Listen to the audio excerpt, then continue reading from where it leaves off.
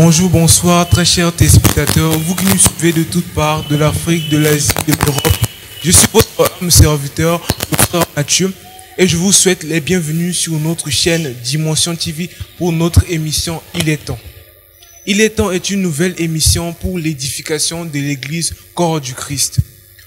Notre émission a pour objectif principal de vous exhorter sur l'avènement du Christ et sur les temps de la fin. Aujourd'hui, nous aurons pour thème principal l'approfondissement de la délivrance et des prisons sataniques. Sur notre plateau, aujourd'hui, nous recevons l'honorable, le vénéré, le révérend pasteur Enoch Kalombo. Avec lui, nous allons développer ce thème et lui poser quelques questions.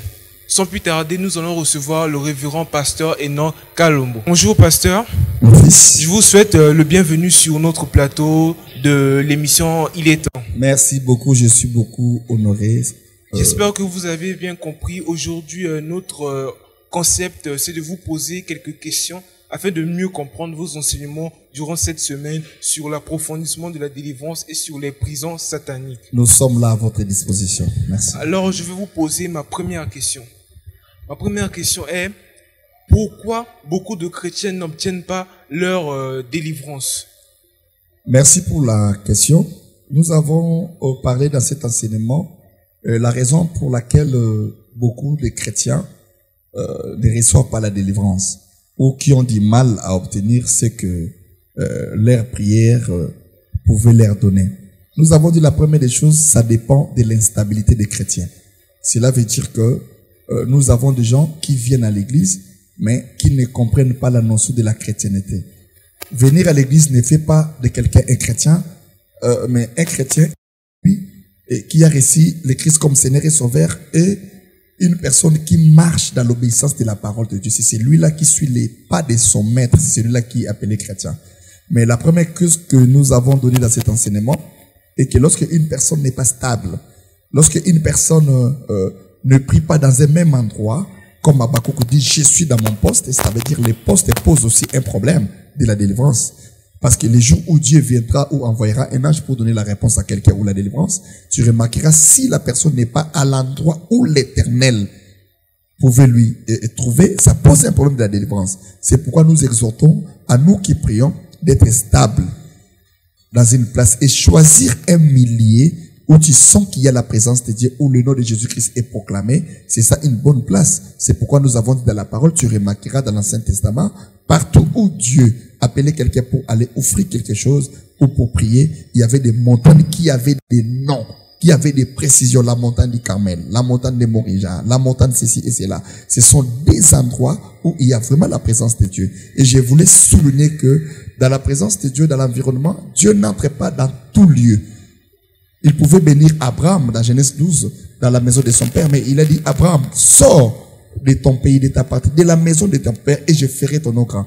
C'est-à-dire la bénédiction d'Abraham qui était liée à la grandeur ne pouvait jamais s'accomplir dans la maison ou dans son origine. Il a fallu qu'Abraham sorte. Donc les milieux, l'environnement est lié aussi, est proportionnel à la manière dont quelqu'un cherche la délivrance. C'est pourquoi nous exhortons dans cet enseignement, la personne doit être dans une bonne place pour recevoir réellement la délivrance. Merci papa pour votre J'avais même oublié. Et la deuxième des choses, nous avons parlé sur la confiance que tu peux donner à l'homme de Dieu qui est sur place. C'est pourquoi la Bible dit, confiez-vous à Dieu, vous son serviteur les prophètes, tu réussiras. C'est-à-dire que la bonne place c'est bien, tu dois aussi avoir la confiance parce que la foi c'est une ferme assurance des choses qu'on ne voit pas. Donc on ne peut qu'obtenir quelque chose par la foi. Or la foi c'est la confiance.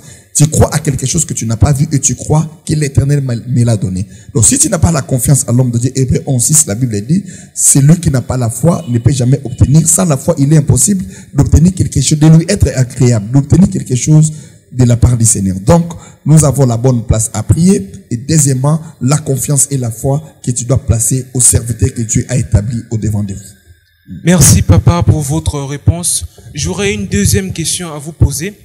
Durant cette semaine, vous nous avez enseigné, vous nous avez dit que la plupart des prisons sataniques se trouvaient dans nos familles.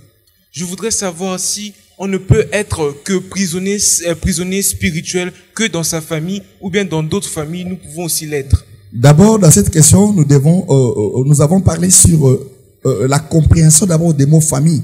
Nous avons parlé des 3 types de familles.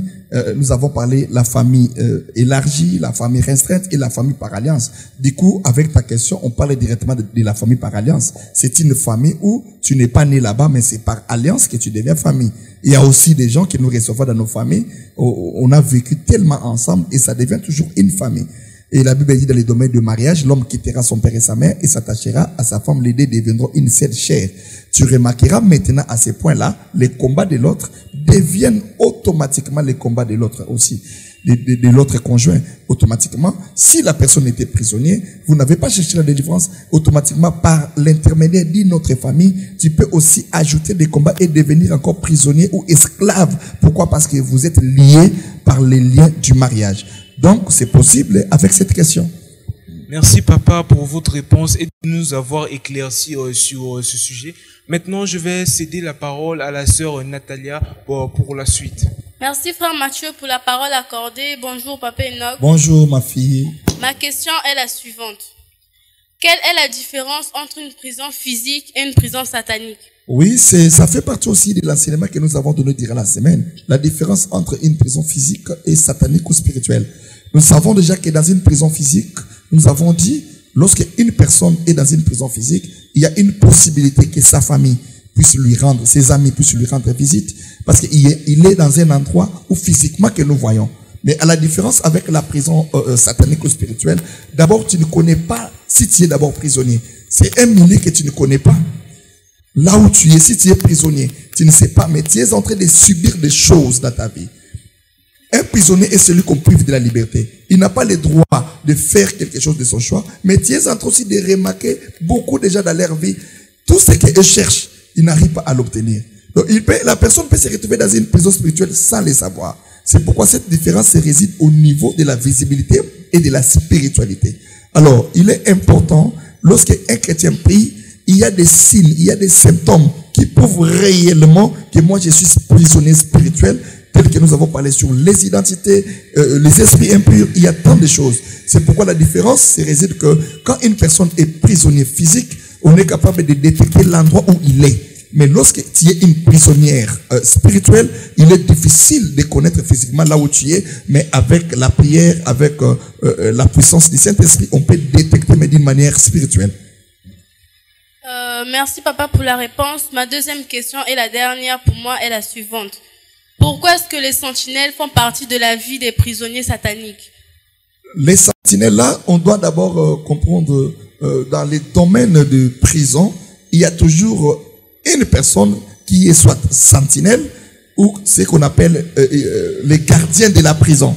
J'ai expliqué au peuple de Dieu que même dans les prisons qu'on appelle les prisons physiques, il y a toujours une personne qui, quand on acquise quelqu'un, on l'arrête, on le met dans la prison. Il y a une personne qui est là, qui est chargée de prendre les propriétés, les habits de la personne et lui donner les habits ou l'habit des prisonniers. Tu ne peux pas être appelé prisonnier si on ne te donne pas les habits de prison.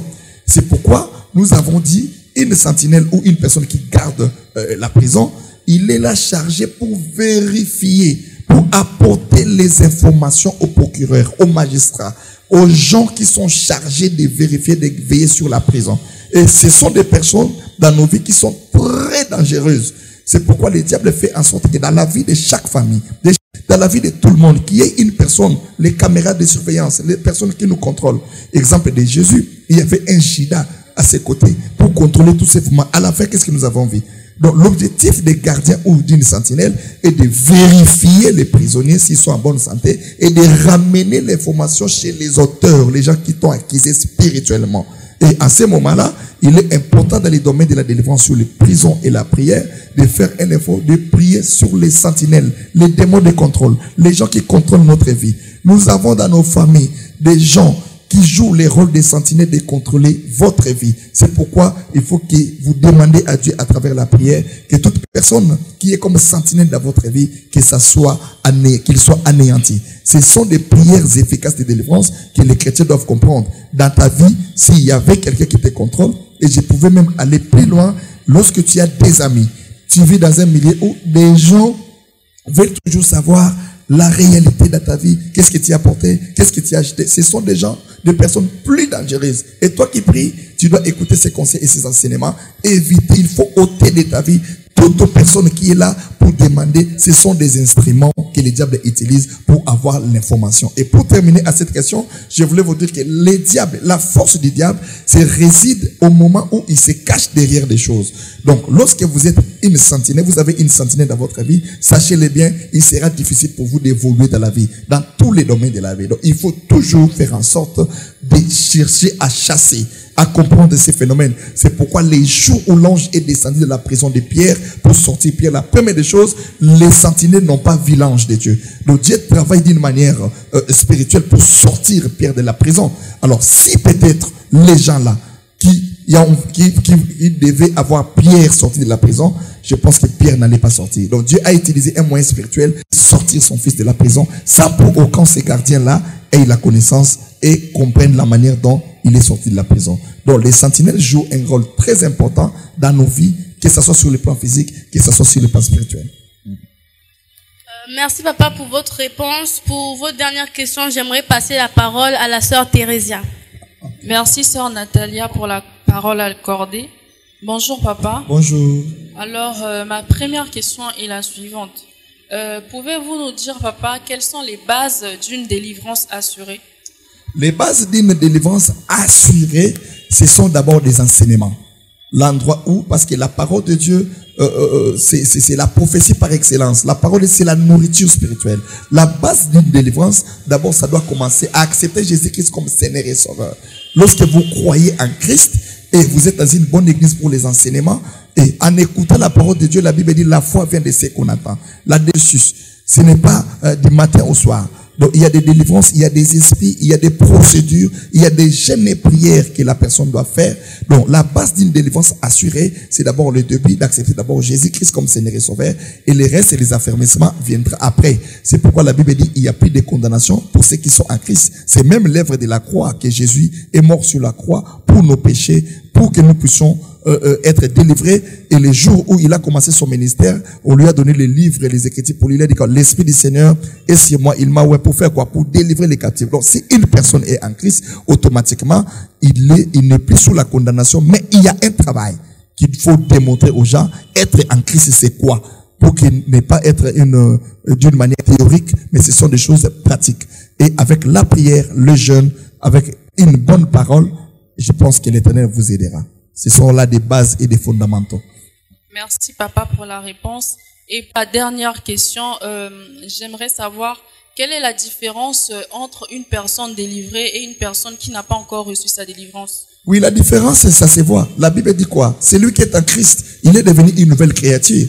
Donc le signe pour démontrer qu'une personne est délivrée ou une personne n'est pas délivrée, c'est par rapport à sa vie. Lorsque nous venons en Christ, il faut qu'il y ait un changement, non seulement un changement extérieur, même les changements intérieurs. C'est pourquoi nous avons parlé des deux dimensions de la délivrance. Nous avons parlé de la délivrance d'une manière extérieure. Là, tout le monde peut en bénéficier. Mais la délivrance intérieure, c'est pour nous les chrétiens.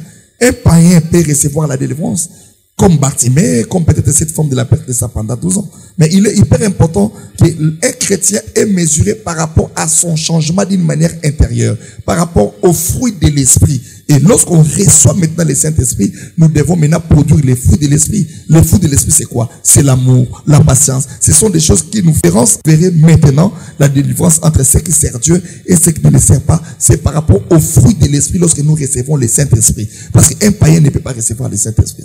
Et lorsque vous aurez le Saint-Esprit, la Bible dit, ce n'est plus vous qui vivez, mais c'est Christ qui vit en vous. C'est-à-dire que tu commences à être téléguidé par la puissance du Saint-Esprit. C'est pourquoi Romains 8:9, la Bible dit quoi? C'est lui qui n'a pas l'Esprit de Dieu, ne lui appartient pas. Donc la différence qui nous fait entre les gens qui ne sont pas délivrés, autrement dit les païens, et nous qui prions, est à ce niveau du Saint-Esprit-là.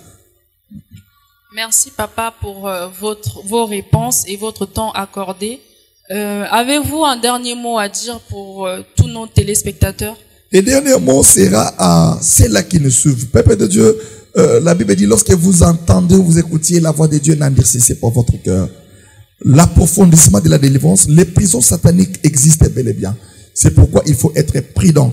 Il faut faire un examen de conscience pour savoir réellement est-ce que je suis un prisonnier spirituel ou un prisonnier satanique. Parce que tu remarqueras à un moment donné, l'apôtre Paul le dit, les biens que je recherche à faire, je ne les fais pas. Mais les biens que je cherche à faire, je ne le fais pas. Mais le mal que je ne vais pas, c'est ce qui est habité à moi. Qui me délivrera? Tu vois seulement la délivrance, malgré qu'il était déjà l'apôtre Paul, mais il cherchait toujours la délivrance. C'est pourquoi je voulais dire à quelqu'un, toi qui nous suives, tu dois réellement accepter Jésus-Christ comme Seigneur et Sauveur pour assurer ta délivrance et comprendre les mystères cachés en ce qui concerne l'enseignement sur les prisons sataniques. Vérifie ton entourage, s'il y a des démons de contrôle, s'il y a des gens, des sentinelles qui contrôlent ta vie, et à travers la prière et les jeûnes, je pense que Dieu va vous aider. Et vérifier l'identité de ta vie, même la signification de votre nom, même les habits des prisonniers dans les domaines spirituels qu'on peut vous porter. Comme on avait avec le Bartimée, il avait un manteau, et ce manteau-là,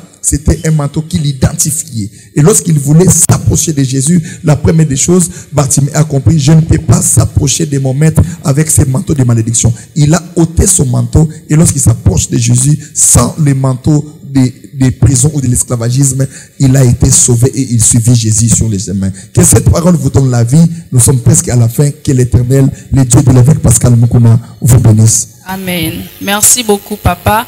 Et nous sommes à la fin de notre émission.